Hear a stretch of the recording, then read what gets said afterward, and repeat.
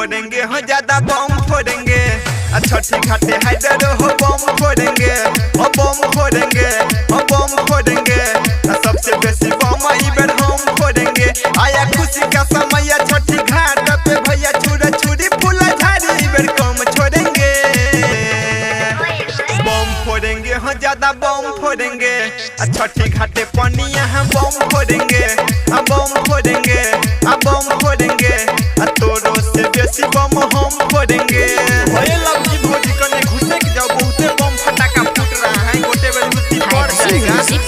Hello बम जिंदाबाद जिंदाबाद जिंदाबाद, पनिया बम जिंदाबाद जिंदाबाद जिंदाबाद। हिलाई देंगे पूरा इलाका, करेंगे रही रही धूम धड़ाका। लटिया बम जिंदाबाद जिंदाबाद जिंदाबाद। हिलाई देंगे पूरा इलाका, करेंगे रही रही धूम धड़ाका। बीच में जे कियो हो बोलेगा तो सुनो, ओकरो देख लेंगे एक धाका।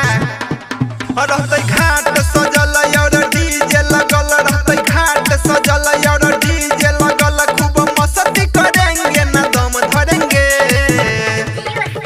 बम फोड़ेंगे भाई बम फोड़ेंगे। छठी घाटे चॉकलेटिया बम फोड़ेंगे, बम फोड़ेंगे, बम फोड़ेंगे।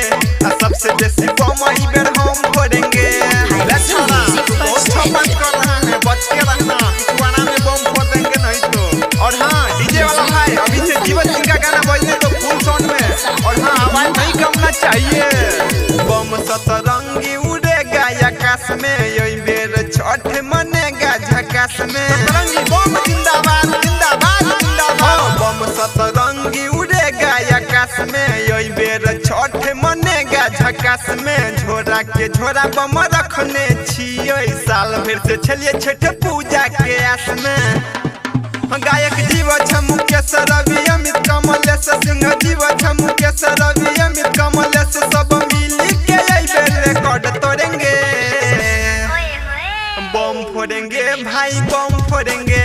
छठी घाटे बुलेट बम फोड़ेंगे, बम फोड़ेंगे, बम फोड़ेंगे। सबसे बेसी बम इबर हम फोड़ेंगे। Singing by Jivat Singh।